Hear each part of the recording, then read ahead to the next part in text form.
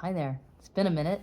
I was going to try to wait until I had a gorgeous nature scene, but can't wait any longer. There's too much happening. So I thought I would check in and share with you the madness of what is happening politically and just in the environment, the sheer level of stress I'm feeling and that people around me are feeling and that I'm picking up on is just staggering. And for us, we went out to the Midwest to look at colleges. I have a senior. My youngest son is a senior in high school, so it's a really stressful time. He didn't get into like some of his top choices, and so now there's some great schools he's into, but none of them are perfect, and there's all these trade-offs. And what I've seen happening is like the timing of it is the market has also been taking hits because of the political decisions that are being made.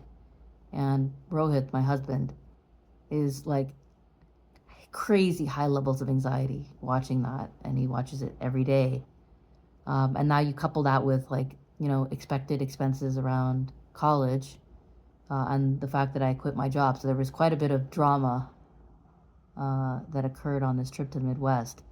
So a couple of really big things that came out of that.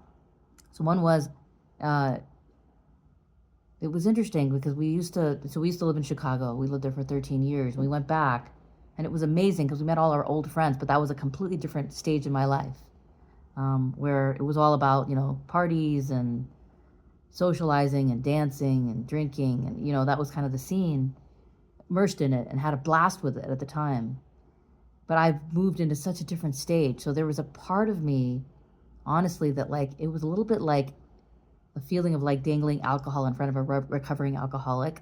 So there was a little bit, I was a little bit nervous about, was I going to default back to some of these old behavioral patterns, or was I going to be able to move through it and still, come back to my new belief systems? And it was so interesting because when we were there, we were reconnected immediately. Like, and people were hosting parties and we were meeting all of our old friends and having a really great time reconnecting. But I remember after a couple of days, like being reminded of that old life where it's a lot about like, how big is the house and people building bigger houses and fancy cars and what schools do the kids go to. And it was really interesting because, like the ones that are really valued are the ones with the brands, even if they don't necessarily have the best education, the ones that have like the cachet.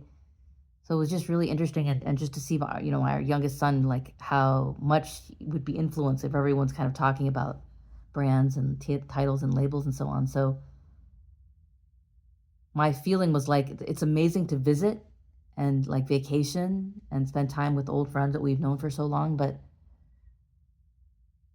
I feel like I've moved past it and I was able to move through it. But the thing that was coming up that, in parallel was really high levels of anxiety for my husband, who was really stressing about, one of the choices that my son was going to make is a very expensive school versus going to like, one of the UCs that he got into, that's a lot less expensive.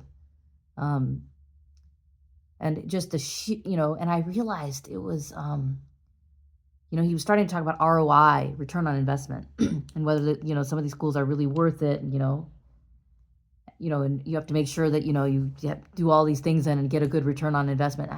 We got into a lot of, I want to say, heated discussion because I didn't want my 18-year-old son thinking about ROI. What 18-year-old, like that would be a pretty dreadful kind of beginning to your like adult life when you're like worried about ROI at the age of 18. So the thing I kind of realized and that synthesized from that was really valuable to me is, my husband is very much what I would characterize in 3D. So he's very much about like left brain dominant, like what are objective metrics? Money is power. Titles, labels, like not status so much. It's more about like how much savings do you have, like what's the net worth. Those are the things that he really cares about. And he's very much into investment planning and so on. But what I would characterize as like, and very skeptical of, as I've mentioned, a lot of things that I'm into that are not about those left brain dominant. And only what you see you can measure. What you can measure is what's real. And I think I obviously shifted into what I characterize as 5D, which is really about I've shifted my value system. So I'm much more interested in how do I tune inwards, and how do I follow my heart, and how do I move to my calling and my purpose? And, instead of how do you predict and try to control the future, like what if scenarios and saving lots of money for rainy days and so on. My fundamental belief revolves around, so the way advice we even give our kids, his preference was like, maybe you should pick a predetermined path, medicine or law, where you go to school and you grind for years, but then you have a pretty decent income and a typically, guaranteed role position where you don't have to be like, you don't have to hustle quite as much in terms of the actual job once you get through the education. So the grueling is in the education, but it's a preset path. And, as immigrants, our parents would typically talk about engineering, medicine, and law as really the only safe options they were comfortable with. I ended up going to engineering. My husband became a physician. And as a result of that, like the way, I actually have shifted is I don't actually care what school they go to, and I don't care what they major in, to be honest, because my measure is how can I teach them or help them learn how to honor what's arising, live more in the present, and let like surrender to the flow, like the unfolding mystery that's our higher selves have already planned for us. How do you start to attune to that?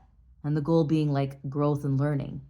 So obviously I don't wish bad things to happen to anybody, but instead of trying to predict and prevent bad things from happening, my preference and leaning is towards how do you help them move through it, honor what's arising, learn to embrace it with a sense of adventure, and then I experience the growth and learning that comes from these, especially from the challenging experiences, and become more resilient. And then, live life like that, open your heart and go after your dreams and fail and fall and then get up again, dust yourself off and reopen your heart and go after it. That's how I want to live. That's how I want my kids to live, especially when they're young. So we got into a lot of really heated debate about his fears around making sure they were happy. And what I realized, what really big realization for me, he's a type 6 in the Enneagram, I'm a type 3. Type 3s are all about historically recognition, reward. They want to be valued, and accomplishment is a big component. So in the unhealthy range of the personality, it's all about status, labels, titles, trophies, image. And in the health, and they disconnect from emotion. They just, they're not connected to their hearts. And it's all about doing, accomplishing. And when they move into the healthy range of the personality, and they're able to tune into their hearts, then their value is like their essence. And, it's more about being than it is about doing. And of course they can be inspired to do a lot, but it's leading with the heart then. So that's been my journey. The type 6 is someone that really values security and stability. Someone that seeks support. They really need to have the people they love, especially they're loyal, and they tend to be really dedicated to those that they love. They want to make sure they're happy, and they can become very involved or even aggressive about making sure that their loved ones are safe and happy, and even pushing them in directions they believe are the right ones to ensure that kind of happiness. But they're kind of the folks that might look at what if scenarios. They can catastrophize in the unhealthy range. They like to hedge their bets, and they can fluctuate because it's especially in the unhealthy range where and that's what I saw with my husband. It's he would hear some news about one school and he would ping pong. He would shift gears and that's the best one to go to. And then he'd hear something else and he'd start worrying and maybe the other one's a better. And, for my son, it was really I could tell he was starting to get really stressed because he was trying to make sure he wanted to make his dad happy and make sure he gets the respect and approval from his dad. But at the same time, he was trying to attune to what he wanted. And on the plane ride, to Chicago, my husband got so, I've never seen him so stressed and so upset. And he was moved to tears. And my son and his feedback was, I just want you to be happy. And I don't want to discourage you, and I'm trying to help you make this decision. And you could tell he was so torn up, and I started crying, just seeing him so upset. It was so jarring to me to see that level of discomfort. And what was so amazing was my son, my 18-year-old son, he turned to my husband, Rohit, and he said, you've raised me, you've raised me well. I have good values. I'm independent, I'm healthy, And he said that at some point, I want to hear your input. I want you to give me all of your input, but then you got to let it go. You got to let yourself off the hook and I got to take accountability for my own life, my own decisions. He said, you could send me to the best school and I could just waste all of it sitting at home, smoking weed. It's what he said. He said, so at some point, I got to take ownership for my life and you got to let yourself off the hook. And it was so mature. It was so mature. And it, like, at that moment, I realized it was like, man, wherever he goes, he's going to be fine. Because with that level of maturity, the thing that he was like, I could tell that he was like worried about was he's trying to process this himself. There are a lot of different emotions that are coming up, and like, should he do the thing, like go with the prestige of places or should he do the thing that's like where he culturally fits in? Because he's a really grounded, kind of emotionally mature, energetically attuned individual.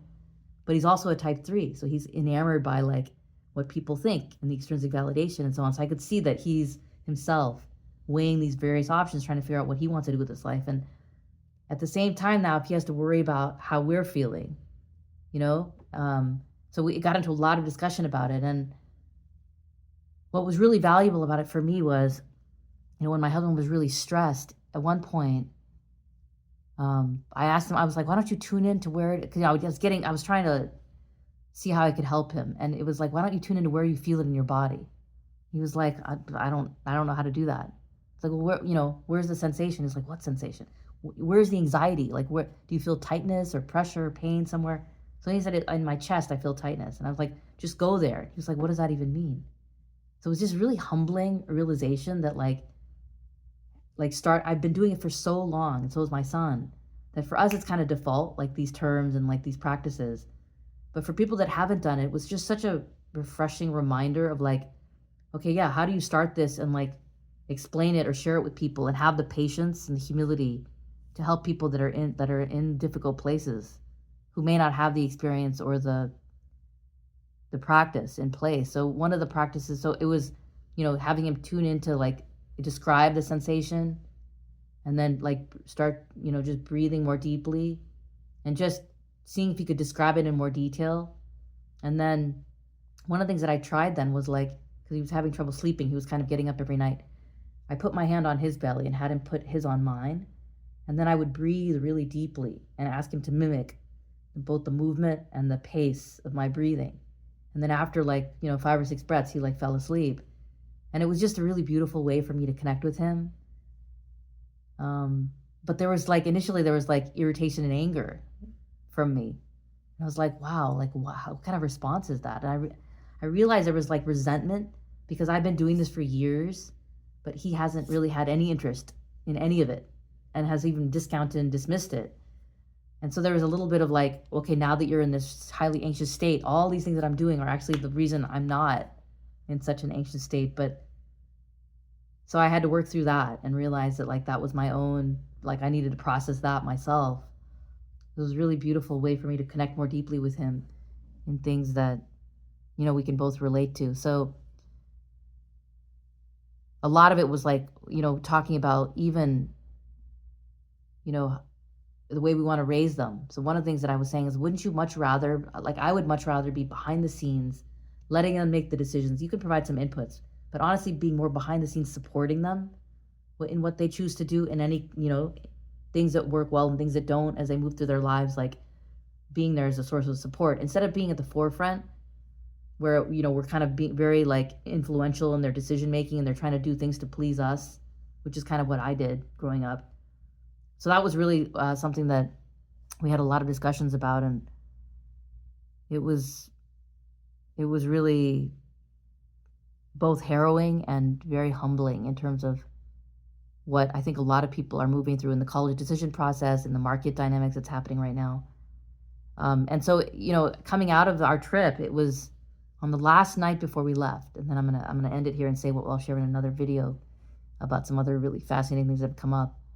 There was another party that was being hosted by friends that we were staying with, and one of the women that ended up coming to the party was someone that I've worked with for many years back when I was here, who has similar interests. So we ended up started sharing about some of our journeys and connecting with guides and connecting with people that have passed away and getting signals and moving into coaching and all these kinds of things. And at one point I was sharing with her, the energetic healing or clearing that I've been doing, and like clearing the chimney itself. And she was like, I have pain in the back of my neck, so if you ever want to try it. I was like, you want to try it right now?